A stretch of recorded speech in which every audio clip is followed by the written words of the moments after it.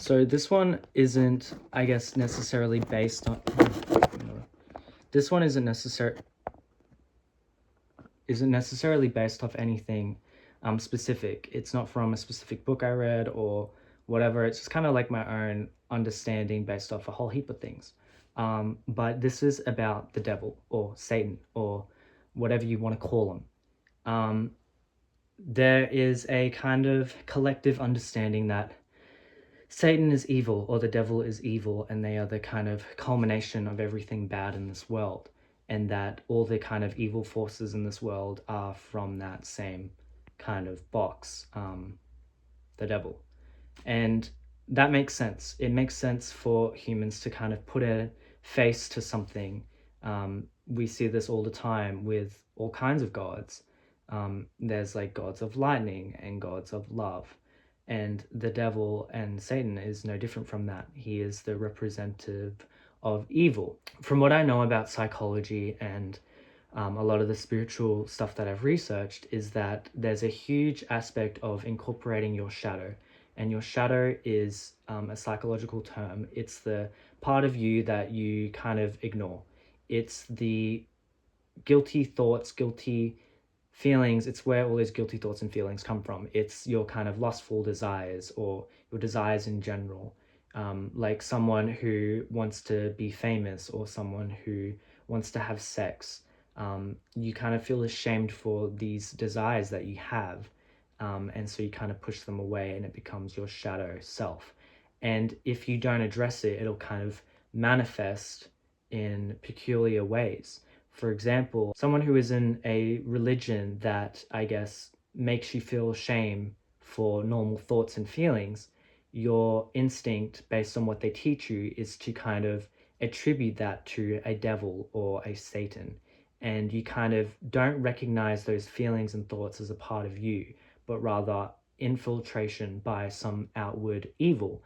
And so you never kind of address it. You just kind of try to ignore those thoughts and push it down further and further. But this is not good because it has to come to the surface. So this person in this specific religion, they might actually be more sexual or make very sexual or maybe homophobic jokes as a kind of outward manifestation of this internal squishing that they're trying to do of these feelings that they have. Whereas someone who is kind of not ashamed of those thoughts and feelings wouldn't really be projecting that. So back to the whole idea of shadow, the once you kind of recognize that there's something that you feel guilty for, feel shameful for, you need to kind of recognize that this is a part of you too. It is equal to the good parts of you. It just wants to be loved also. And it doesn't make you bad, it doesn't make you evil, it just makes you human. And once you kind of make that mental leap that everyone has these thoughts, everyone has stuff to feel guilty about, and there's nothing wrong with that, you make a tremendous leap in understanding yourself and growth in general. Because once you are aware of your shadow, you can incorporate it into your main personality, and you can kind of see that it's a two-sided coin. Like, yes, on the surface it looks bad, but there is a inward desire that you have that isn't at its root wrong, and usually you just want to be loved for the worst parts of yourself, and there's nothing wrong with that. So anyway, what does this have to do with the devil? Well, I like to kind of look at the story of Adam and Eve from the perspective of the devil not being a bad person, but rather a force for change within all of us. And I feel like once you make that distinction, good and evil kind of doesn't have an effect anymore. No longer becomes good versus evil. It kind of puts it all in the same kind of system where the devil is no longer the opposing side. It's kind of the catalyst for growth and change. And that is what I believe it means. In Genesis, when the snake, which is the devil, tempts Eve into biting the apple, it leads to all of this. And a lot of people see that as a bad thing. But from my understanding, without going into all this theology, I think of it to be a good thing. And I believe without that, we would kind of be slaves to the system, and the devil and the snake is kind of that spark within us that is trying to get us to grow and change and rise above this kind of illusion that we all live in. And to ground this for a second, I wanted to talk about in general how even though these, like, the devil doesn't exist in a literal sense, he is not a person that exists in the clouds or underneath earth, waiting for you to die and go to hell so he can beat the shit out of you. That is not real. Same for all of these kind of gods. They don't literally exist. However, they do exist as archetypes in our collective consciousness, and therefore they are real, and the effect that they have on us are real. And this is the whole belief that if enough people believe something, it in a sense becomes true, because we have this collective agreement to see it as true. I've talked about this in a previous video, but like money, for example, money at its core means absolutely nothing, but we collectively agree that it has value and it has meaning. And we do this exact same thing for the devil. We kind of have this collective agreement that the devil is evil and has these evil things. But I'd argue that by attributing this meaning to this thing, you're kind of making evil and you're making badness, you're making it more powerful than it needs to be. There's a saying that says the devil's greatest trick was convincing you he never existed. And I find this funny because I feel like really the devil's greatest trick would be convincing you to believe that he is real, because it is the collective belief in him that makes him real. It's what gives him power.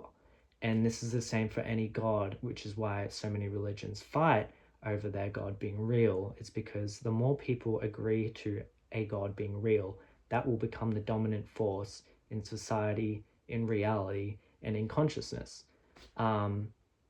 So right now, if you look at the world, there's obviously a lot of fighting powers here. If you look at it from an energetic perspective, there really is so many different gods fighting for like the spot. And without naming ideas, there is an idea that beyond all of this, there is the true God. And this is the breath of the universe. And this is the thing that is within all of us. And everything else is a kind of system or box or illusion that we are, in a sense, slaves to until we awaken and we realize that there is no God outside of us. God is within all of us, and he's been there the whole time. And I feel like once you realize this, that feeling of not being good enough, or that feeling of feeling a void that you up until this point have been trying to do, and realizing that you've never needed to do that, you can't explain it. And once you kind of have that, you realize all of these archetypes, all of these other gods and all of these other systems no longer have power over you.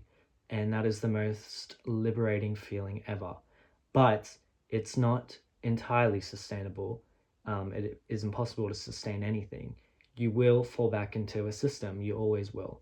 But the fact that you will always try to fight the system, even subconsciously, the fact that you are unhappy with someone telling you what to do, is at least proof to me that there is a spark within us that is always trying to free itself. And the best thing you can do is be yourself and let that spark shine through you and the way that you move through this world.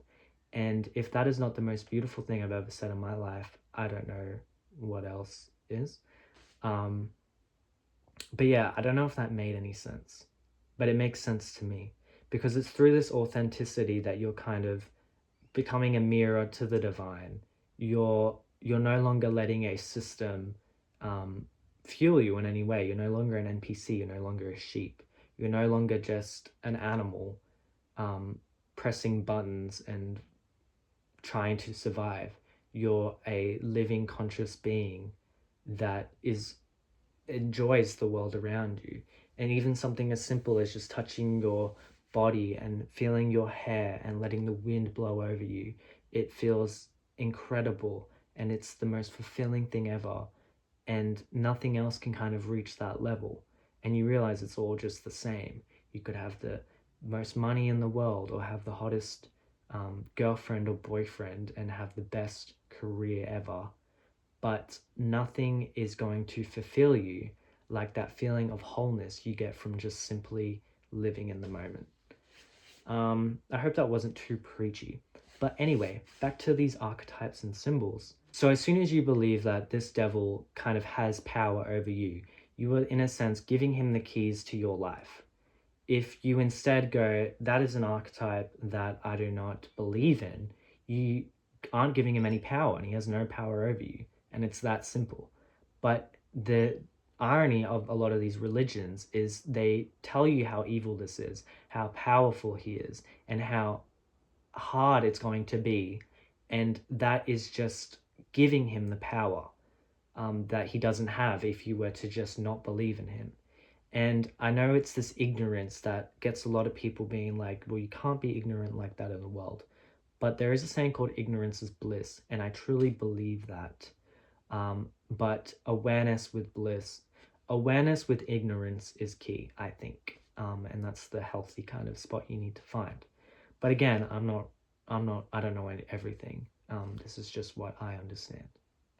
So yeah, and then you kind of reach this point where the devil is no longer an enemy, but rather a friend or just another part of consciousness that's just trying to awaken you or help you grow. And it no longer has that power. And it makes you kind of realize that I guess the reason why the devil is so prominent in literature and movies and music and performances is maybe not because they are satanic and they are worshipping the devil, but rather they understand that that part of you that is evil is actually the key to becoming whole. And again, if that is not the most legit thing I've ever said in my life, I don't know what is.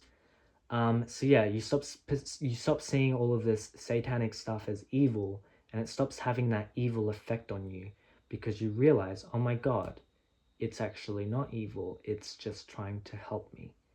And however, that in itself is a two-sided coin because, like I said at the start of the video, it is as real as you make it real. So if you look at it as this thing is having the effect on people where evil is a part of their life because of it, then in a sense it is satanic because, yeah, but that's all them. That's not the thing itself. That's the point.